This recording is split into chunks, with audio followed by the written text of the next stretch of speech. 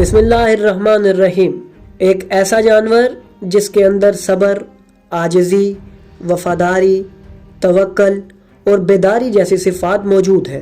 ایسا جانور جس کی کئی خوبیاں اگر کسی مومن میں آ جائیں تو وہ کامل مومن بن سکتا ہے، لیکن پھر بھی وہ نجس کیوں ہے؟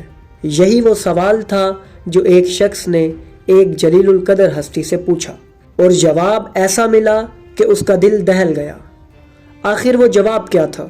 کتے کے اندر ایک ایسی چیز کیا تھی جس نے اس کی تمام خوبیاں بیکار کر دی؟ یہی وہ راز ہے جو اس ویڈیو میں آپ کو معلوم ہوگا، لیکن پہلے جانتے ہیں کہ کتے اور ایک مومن کی حیران کن مشابہت پر کیا فرمایا گیا۔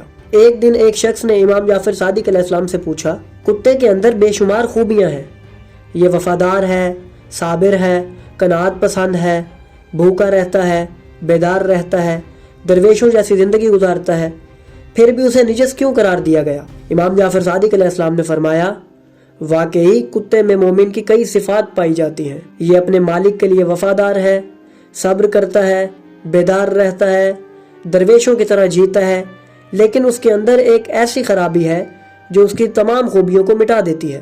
پوچھا گیا وہ خرابی کیا ہے؟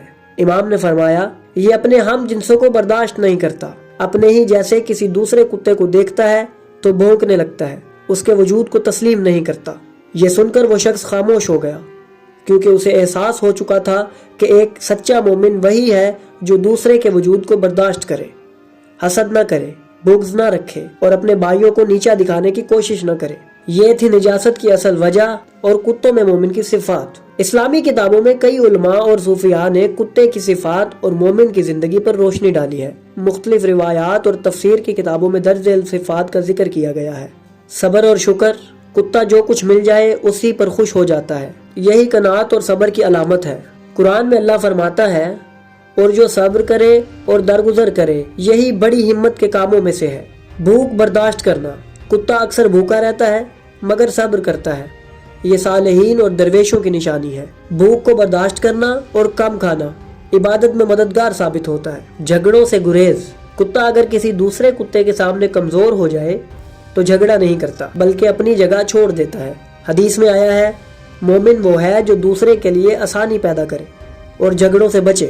وفاداری، کتا اگرچہ مالک سے مار کھا لے پھر بھی اسے چھوڑتا نہیں، یہ سچائی کی علامت ہے۔ حدیث میں آیا ہے، جو اللہ اور اس کے رسول سے وفاداری کرتا ہے وہی کامیاب ہے۔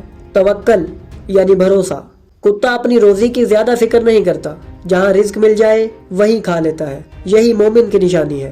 قرآن مجید میں آیا ہے، اور جو اللہ پر بھروسہ کرے اللہ اسی کے لیے کافی ہے۔ کتا رات کو جاگتا ہے، ہر آہٹ پر متوجہ رہتا ہے، یہ مومن کی صفت ہے۔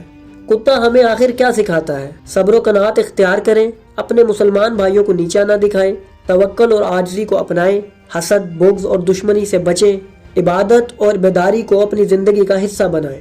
لیکن یاد رکھیں، اگر کوئی شخص دوسروں کو برداشت نہیں کرتا، اپنے ہی بھائی کو نیچا دکھانے کی کوشش کرتا ہے تو اس میں اور کتے میں کوئی فرق نہیں رہتا۔ یہی وہ نقطہ تھا جو امام جعفر صادق علیہ السلام نے ہمیں سمجھایا۔ کیا واقعی ہم میں کتے سے زیادہ صفات ہیں یا ہم نے اس سے بھی بدتر رویے اختیار کر لیے ہیں؟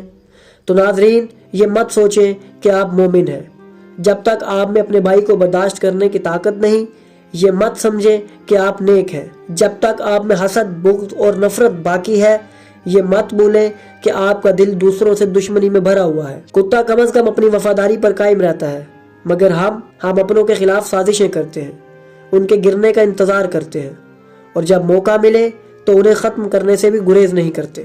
یہی وہ بات تھی جو امام جعفر صادق علیہ السلام نے ہمیں سمجھائی۔ مومن وہی ہے جو دوسرے مومن کو عزت دے، اس کی بہتری چاہے اور حسد و بغض کو دل سے نکال دے، ورنہ وہ کتے سے بھی زیادہ بدتر ہے۔ تو اگر آپ کو ہماری یہ کاوش پسند آئی تو ہماری ویڈیو کو لائک کریں، ہمارے چینل کو سبسکرائب کریں اور بیل آئیکن کو بھی دبا دیں تاکہ آپ کو ہماری آنے والی مزید ویڈیوز ملتی رہیں اور آپ علم سے مستفید ہوتے رہیں۔